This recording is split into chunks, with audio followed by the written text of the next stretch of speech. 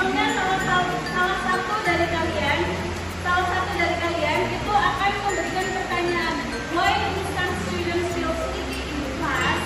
Nah, itu nanti ke teman yang lain itu menjawab dan terus dan sebagainya sampai kalian menemukan jawaban yang bisa menyelesaikan masalah tersebut. Oke?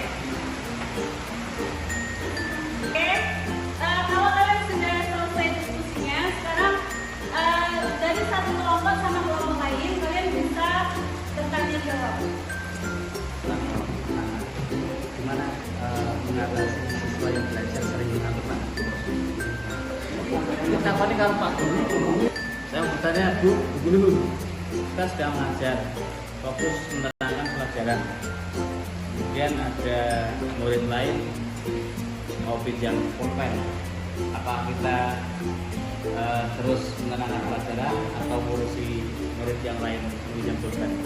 Kasih beberapa contoh ya. Misalnya kalian dalam diskusi kali ini kita akan membahas tentang siswa yang ngantuk pas pelajaran. Kita akan membuat beberapa contoh kalimat simple present. Contohnya adalah misalnya salah satu dari kalian itu akan menanyakan, why do some students feel sleepy in class?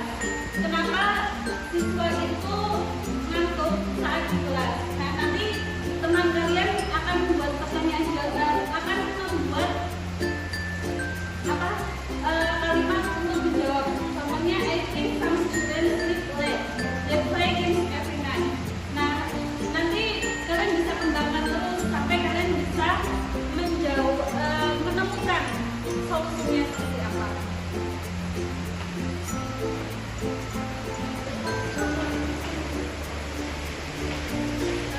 Tidak jauh-jauh dari pembahasan PES dulu ya. Ini mengatasi anak-anak yang masih pengucapan bahasa Indonesia nakal. Saya pribadi ya, menurut saya harus sekali kalau bilang bahasa Inggris. Caranya atau solusi dulu ketika anak itu bisa menyampaikan atau mengutarakan kata bahasa Inggris ya dulu. Soalnya saya juga bahasa Inggris memang kok tidak pandang ya. Saya juga masih ngedok, tapi saya belajarnya gimana? Pertama saya suka bahasa Inggris, kedua saya sering mendengarkan lagu-lagu bahasa Inggris dan mencoba nyanyi menggunakan bahasa Inggris. Nah, itu adalah salah satu treatment biar lidah kita itu tidak terlalu kaku kalau misalnya mengucapkan dengan bahasa Inggris. Bahasa Inggris memang kalau misalnya kita mengandalkan belajar di sekolah saja itu memang tidak efektif sama sekali, karena di sekolah paling kita belajar 1-2 jam itu aja kita hanya membahas kayak teori-teorinya saja, sedangkan bahasa Inggris itu perlu banyak kita menghafal vocab. Jadi kita harus banyak belajarnya justru di rumah dengan nonton film, membaca buku bahasa Inggris atau mendengarkan